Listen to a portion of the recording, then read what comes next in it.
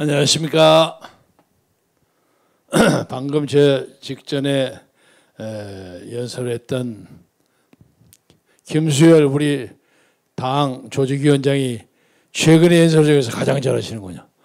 원래 이 저 손상대 교수는 원래 연설 잘하기로 유명한 사람이니까 뭐 칭찬을 안 해도 관계없고 옆에서 제가 아주 크게 감동받았습니다. 그런데 제가 좀 손해를 보는 것이 제가 제이크 설리번 얘기를 하려고 한참 준비했는데 김동지가 다 해버려서 할 말이 없게 되어버렸습니다. 아무튼 이것을 정치적으로 해석하자면 문재인 대통령이 아직 현직이니까 대통령이라 부르겠습니다.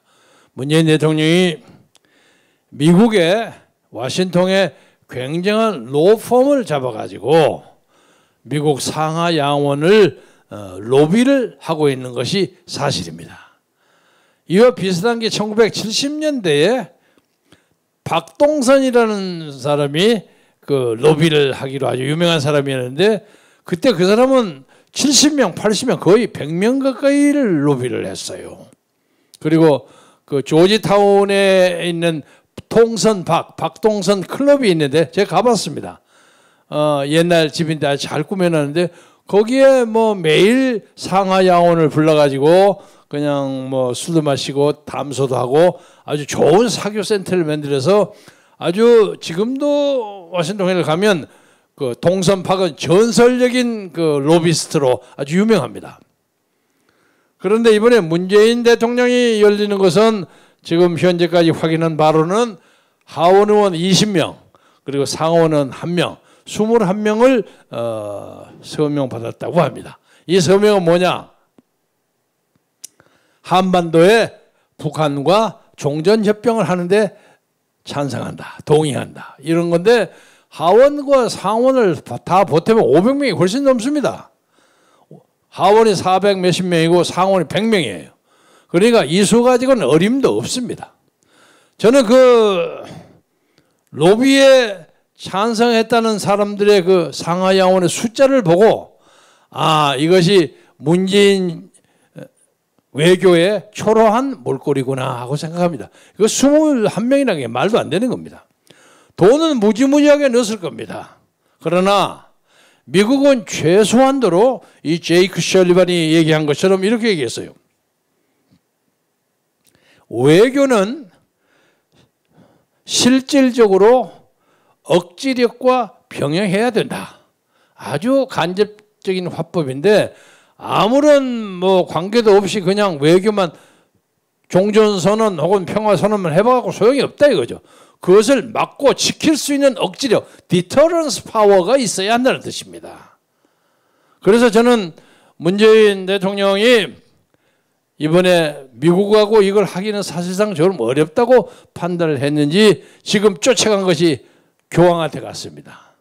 교황이야 평화와 화해를 주도하는 사람이니까 뭐 그쪽에서 평화의 사절로 북한에서 초청을 하면 못 갈 거 없다. 그런 입장을 밝혔을 거고 또 문재인 자신이 천주교의 뭐 한 8을 그 회원으로 참여하고 있기 때문에 특별히 좀 친절하게 했으리라고 생각합니다. 그러나 그것이 한반도 문제를 본질적으로 본격적으로 그리고 결정적으로 해결하는 데는 전혀 도움이 안 된다. 그렇게 생각합니다. 그런데 이 교황의 초청에 숨어있는 배후는 뭐냐면 그런 초청을 하는 쇼를 해가지고 내년 3월 9일에 대통령 선거에 평화가 우리 손에 왔다. Peace at hand. 손에 평화를 잡았다 하는 일종의 새로운 북풍 공작을 벌이려고 하는 것이다 하고 저는 그렇게 믿습니다. 고 노무현 대통령이 임기 말에 그냥 하여간 김정일이하고 만나고 싶어서 안달복달을 했어요. 나도 명세 대통령이 됐으니까 북한의 김정일 국방위원장과 손 한번 잡고 해야 될 거 아니냐. 아주 난리를 쳤습니다. 난리를 치고 뭐 나름대로 개인적인 야망과 욕심도 있었겠죠. 그런데 그 뭐 노무현 대통령과 권양숙 여사가 그 DMZ 라인을 싹 건너가는 사진 많이 여러분 보셨죠? 그래서 개인적으로는 그것이 영광이 됐는지 모르겠어요. 그러나 가서 여러 가지 합의를 했어요. MOU라고 뭐 여러 가지를 많이 했는데 당시에 신문에는 그것을 다 마치려면 약 15조가 필요하다 하는 그런 보도가 있었습니다. 그러니까 그 사실을 보는 사람들은 좀 웃었죠.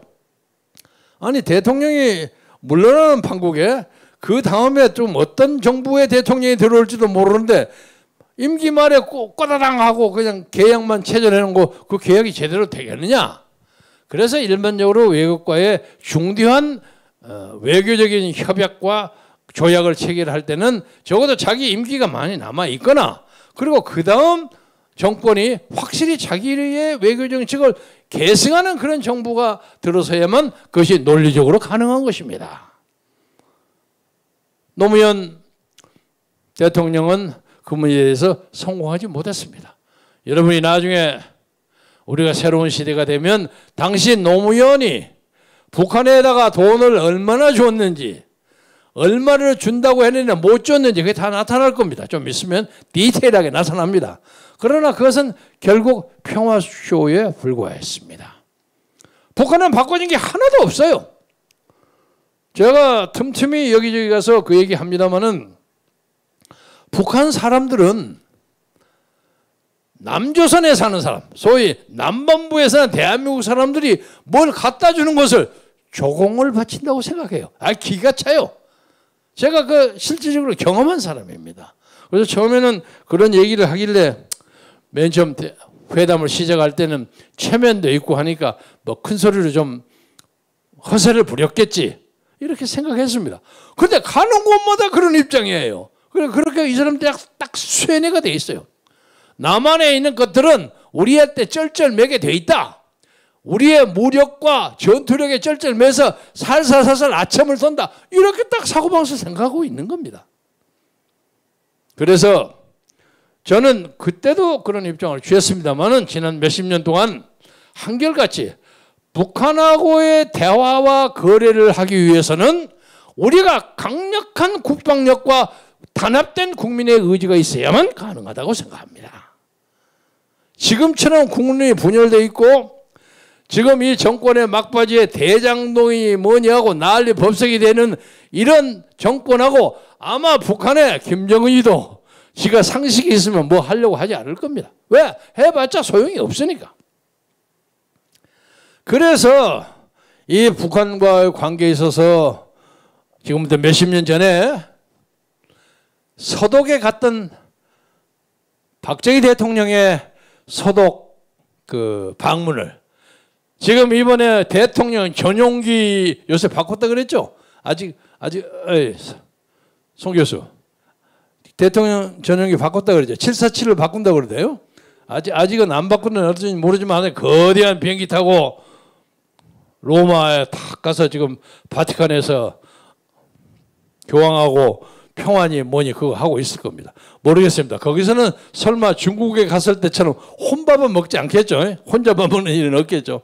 그런데 대통령의 외국 나들이 문재인의 나들이를 보면서 지금부터 몇십 년 전에 대통령 박정희 대통령이 서독 류브케 대통령의 초청으로 서독을 간 일화가 생각이 납니다. 그때 박정희 대통령이 서독을 가려고 하는데 우리 비행기가 없어요. 이렇게 한심했습니다. 저는 이 얘기를 시작하기에 앞서서 이 나라를 끌어가는 사람들의 그 고난과 슬픔을 청컨대 이 나라의 20대 30대 젊은이들이 깨달아 주기를 바라는 것입니다.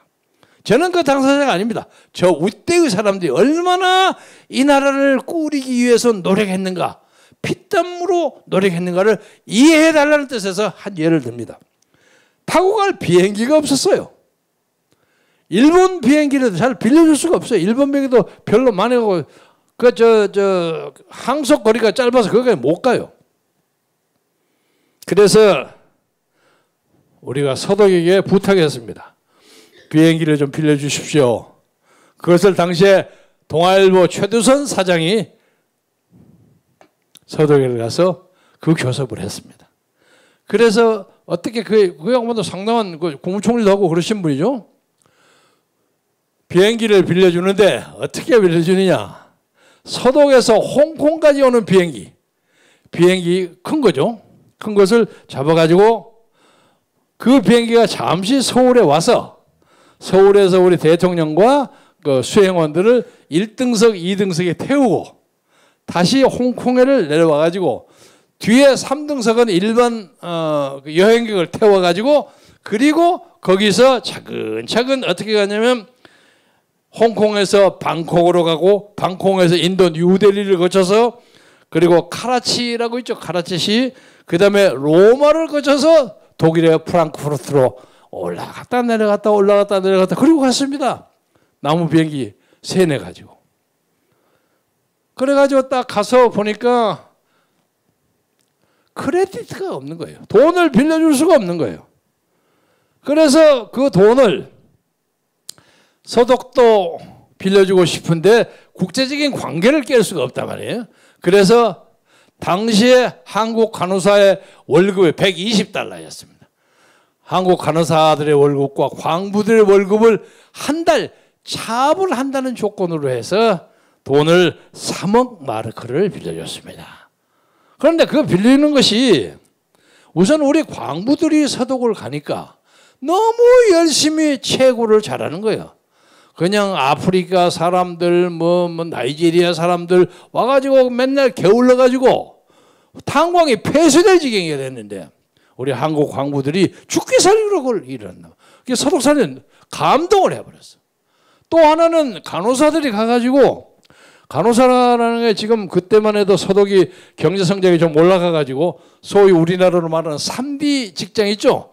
간호사도 좀 3D 직장에 속했던 모양이에요. 그걸 잘 안 하려고 그래요. 그런데 한국 간호사들이 가서 너무너무 잘해준 거예요. 참 동양에서 온 천사들이라고 칭찬을 받을 정도로. 그리고 그냥 뭐 하다가 수혈할 피가 없으면 자기 피도 빼서 넣어주고. 그리고 심지어 치료를 받다가 갑자기 목숨을 잃었어. 환자가. 그런데 그 처분할 장의사가 없어. 그러면 자기들이 눈물 흘리면서 그걸 닦아서 염해갖고 관에 넣어주는 것까지 다 했어요. 그래서 서독 사람이 감동을 해버린 거야.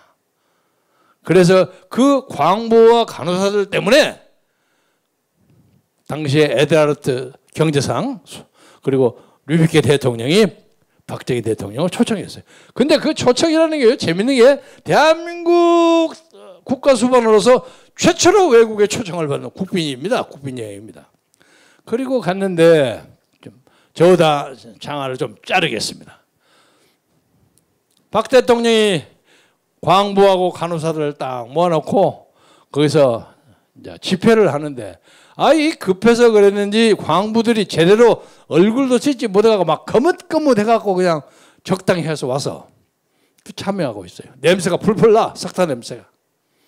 근데 그걸 보다가 박 대통령이 눈물을 터뜨렸어요. 거기 있는 사람이 다 울었어요. 그래서 3억 마르크를 빌려와가지고 이 나라를 만들었습니다.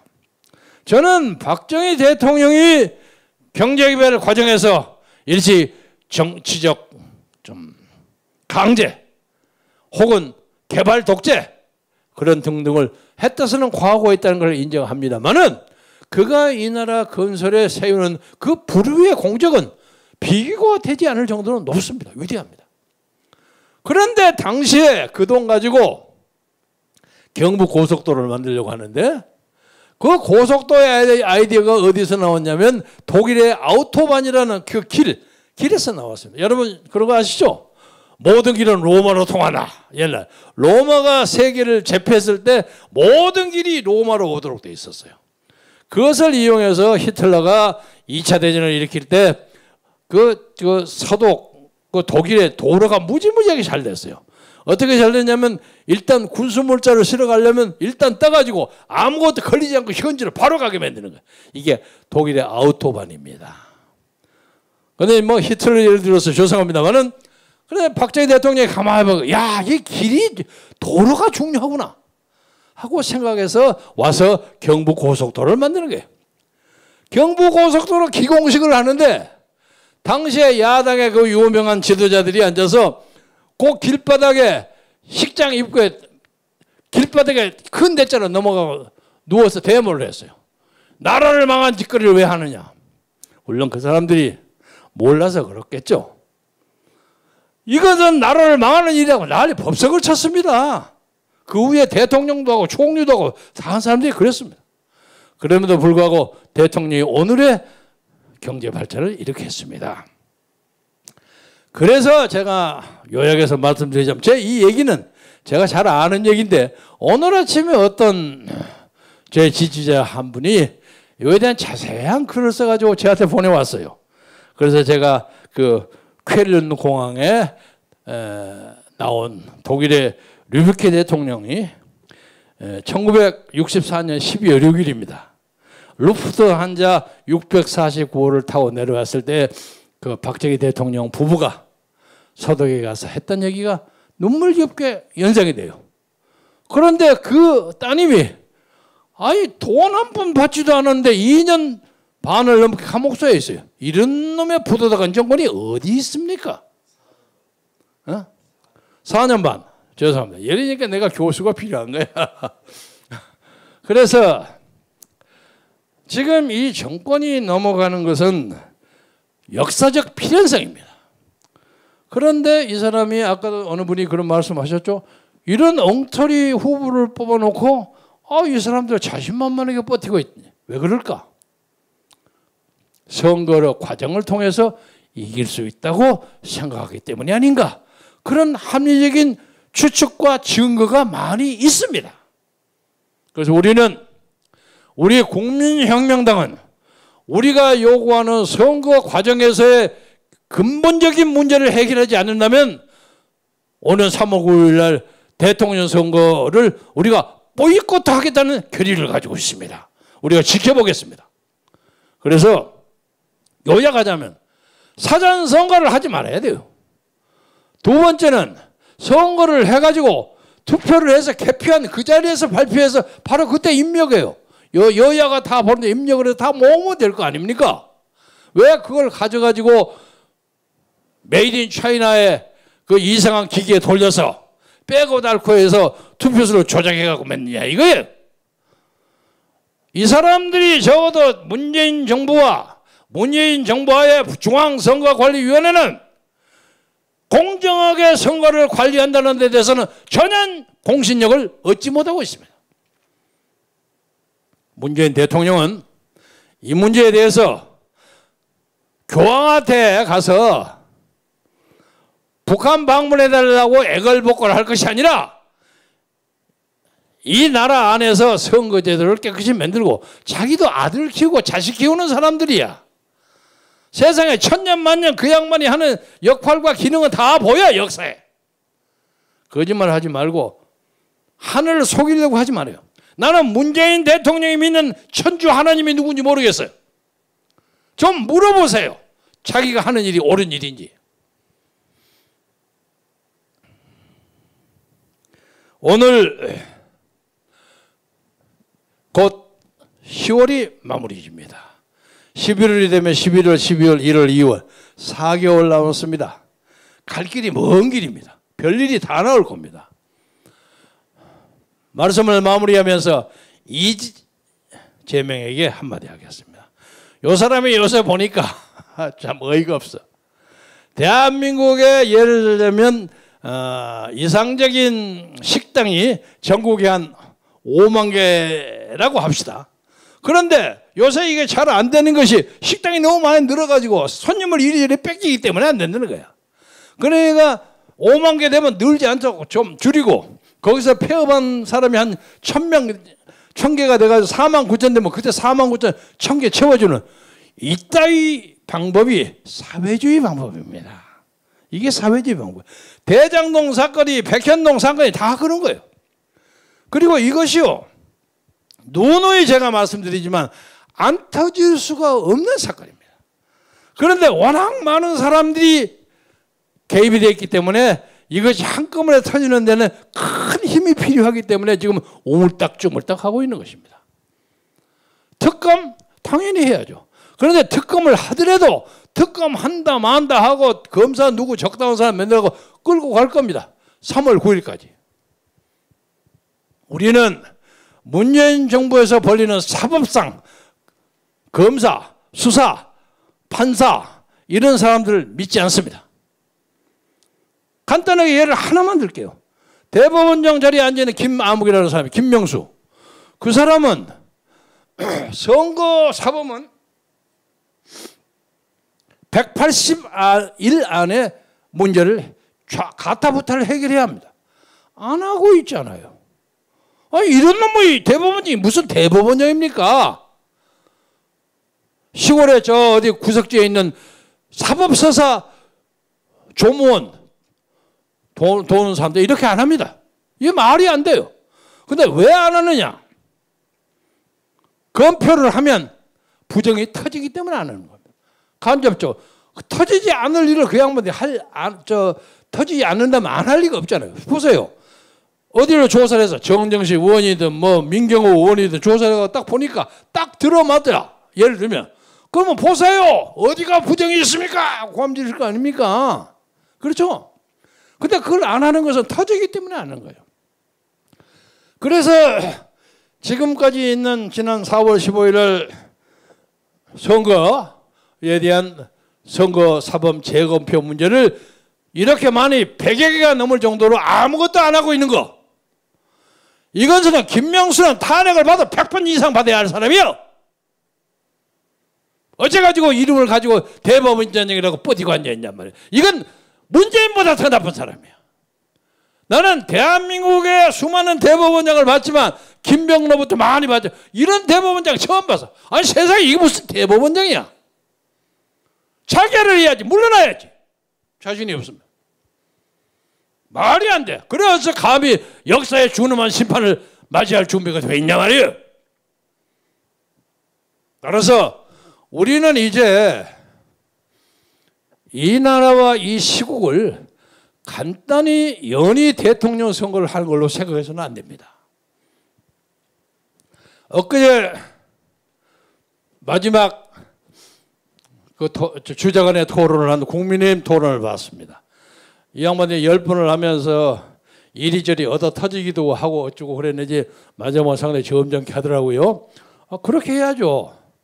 그런데 그날 근처에 아침인가 보도를 제가 잊어먹었습니다. 여론조사에 바람직한 야당 후보는 누구라고 생각하느냐 하는 여론조사에 윤석열, 홍준표가 비슷비슷하게 나오고 그 다음에 뭐 안철수도 나오고 심상정도 나오고 몇 사람 나오더라고요. 그런데 여기에 있는 사람은 아무것도 아니다 하고 안 찍는 사람이 32%가 나오더라고요. 저는 그 32% 중에 우리 국민혁명당 지지자가 있다고 생각합니다. 그래서 오늘 11월 5일 날 국민의힘 후보가 정해지면 이제 당당하게 그 사람의 유 씨든 홍 씨든 안 씨든 어떤 간에 나와가지고 당당하게 대결하겠습니다. 그리고 지금 여기 앉아서는 우리도 그런 걸로 개인적으로 준비가 많이 되어 있습니다만은 경제정책을 위해서 젊은 MZ세대에게 아첨을 하기 위해서 뭐 간이주택을 맨다, 간접주택을 맨다, 뭐 2분의 1 주택을 맨다. 전부 말장난입니다.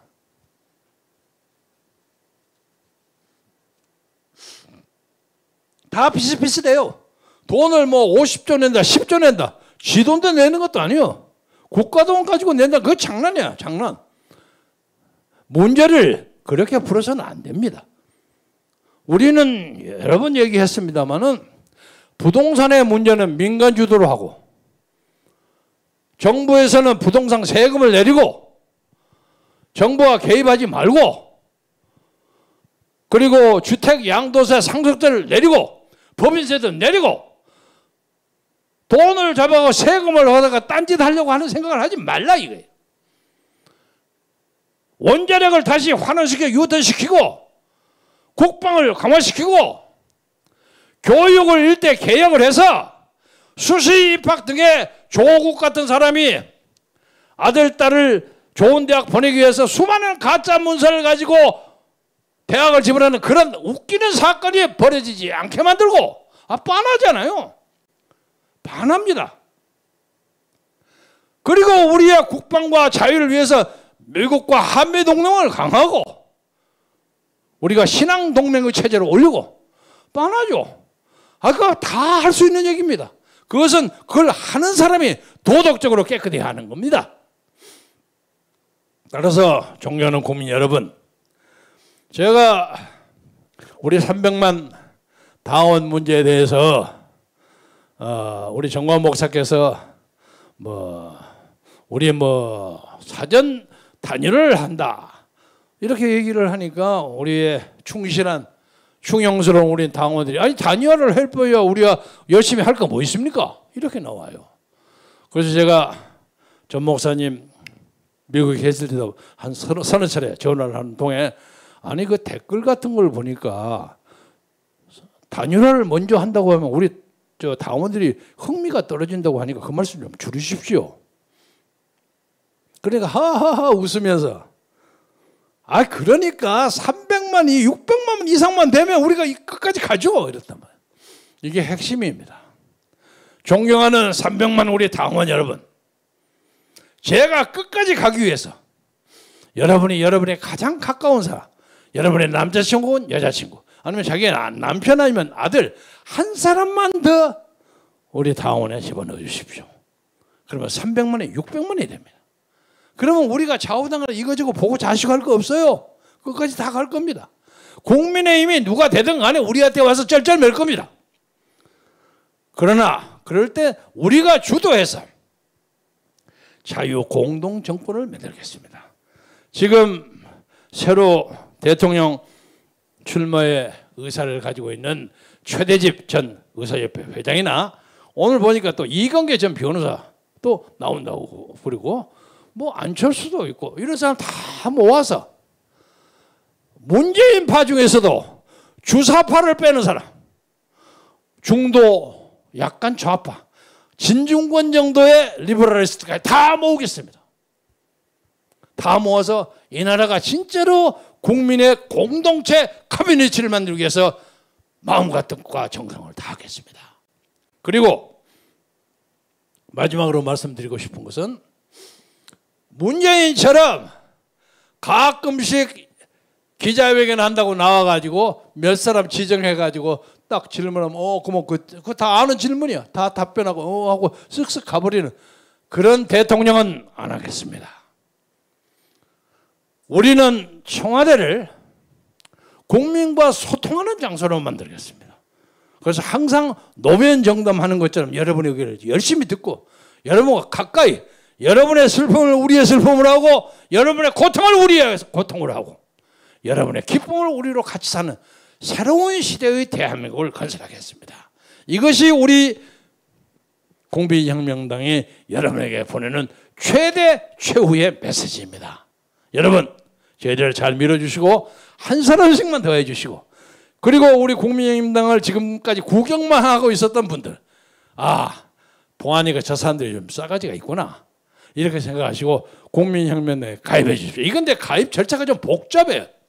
간단하게 아무리 하려도 잘 안 돼요. 나이 든 사람 더 복잡한데 옆에 있는 젊은이를 끌어가서라도 만들어가지고 국민혁명당이 600만 700만 되면 대한민국의 정치는 다 끝내줍니다. 그리고 지난번 제가 전두환 전 대통령 얘기를 하면서 전두환 씨하고 제가 몇 번 불렀더니 전두환 대통령에게 충성스러운 어떤 사람이 어떻게 감히 대통령에게 씨가 뭐냐 이렇게 하고 댓글이 붙은 거 미안합니다. 그러나 제가 자세히 보니까 앞에는 전두환 전 대통령을 3번 했고 나중에 하다 보니 전두환 씨 했어요. 그게 3대 3하니까 크게 나쁜 의미로 한 것은 아니라는 말씀을 드리면서 전두환 대통령을 존경했던 사람들까지도 우리 모두 다 같이 와서 말 한두 마디를 가지고 그렇게 시비 걸지 말고 여러분도 전두환 전 대통령 때문에 고난당한 사람들의 고난도 이해를 하시면서 다 같이 한 몸에 모아서 새로운 시대를 끌어가는 그런 나라가 됐으면 정말 고맙겠다. 하나님의 은총과 축복이 여러분 가정과 하시는 모든 일에 넘치도록 흘러넘치기를 바라면서 말씀을 마감하겠습니다. 대단히 감사합니다. 감사합니다.